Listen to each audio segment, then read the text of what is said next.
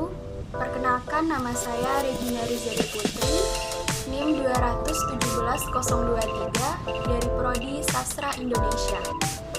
Di video ini saya akan menjelaskan tentang unsur intrinsik dan unsur ekstrinsik dari novel Siti Nurbaya karya Mara Rusli.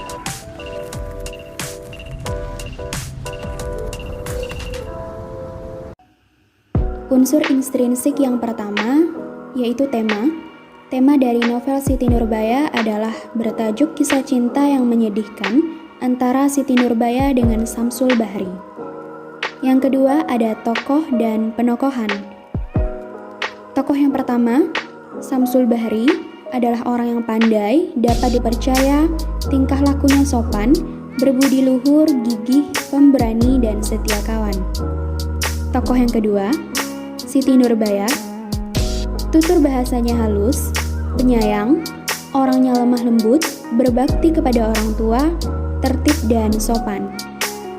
Tokoh yang ketiga, Datuk Meringgi, adalah orang yang kikir, kasar, mata keranjang, penghasut, sombong, serakah, licik, dan penipu. Tokoh yang keempat, Sultan Mahmud Shah, adalah orang yang sopan, adil, jujur, penyayang, ramah, dan bijaksana. Tokoh selanjutnya, Siti Maryam, orang yang sopan, ramah, penyayang, dan bijaksana.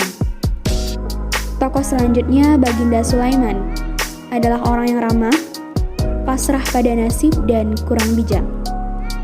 Tokoh selanjutnya, Zainul Arifin, yaitu orang yang halus budinya, ramah, gigih, dan setia kawan. Tokoh selanjutnya, Bakhtiar, adalah orang yang ramah, sopan, penyayang, gigih, dan setia kawan. Tokoh selanjutnya, Alimah, adalah orang yang sopan, lemah lembut, setia kawan, dan bijaksana.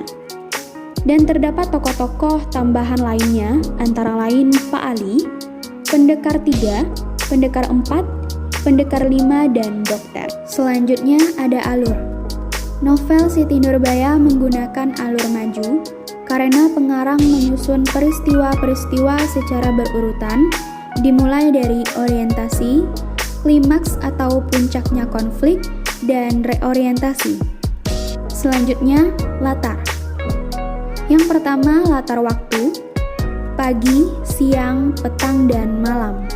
Yang kedua, latar tempat, yaitu di bawah pohon ketapang, di rumah Datuk Meringgi, di rumah Baginda Sulaiman, Gunung Padang, dan pelabuhan Teluk Bayur. Yang ketiga, latar suasana, sunyi senyap, ramai, dan menegangkan. Selanjutnya ada sudut pandang. Sudut pandang yang terdapat pada novel Siti Nurbaya adalah sudut pandang orang ketiga serba tahu, karena menggunakan kata ganti dia. Selanjutnya, gaya bahasa. Gaya bahasa yang digunakan dalam novel Siti Nurbaya adalah bahasa Melayu. Dan yang terakhir, amanat. Amanat yang pertama, yaitu jangan berurusan dengan lintah darat karena sangat merugikan. Yang kedua, kita harus menjadi orang yang bijaksana. Dan yang ketiga, akhir dari segala kehidupan adalah mati. Tetapi mati jangan dijadikan akhir dari persoalan hidup.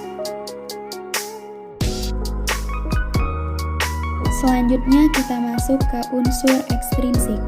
Yang pertama ada sejarah atau biografi pengarang.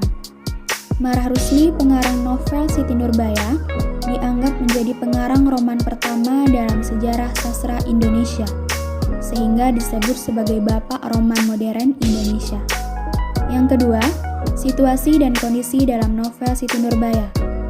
Mara Rusli menghadirkan novel berbahasa Melayu, sehingga membuat beda dari novel-novel yang lain, serta kondisi yang disebutkan dalam novel sangat terasa, sehingga membuat pembaca terbawa akan suasana dalam novel tersebut.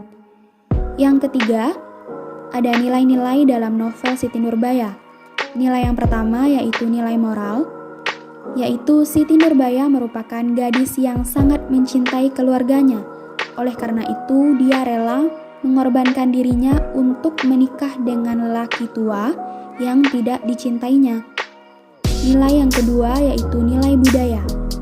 Di dalam novel Siti Nurbaya, terdapat landasan pemikiran yang mengarah kepada emansipasi wanita dan menolak adat yang tidak sesuai dengan perkembangan zaman.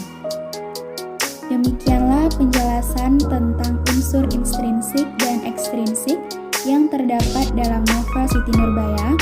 Semoga video ini bermanfaat untuk teman-teman yang menonton. Jika ada salah dan janggalnya, saya mohon maaf. Assalamualaikum warahmatullahi wabarakatuh.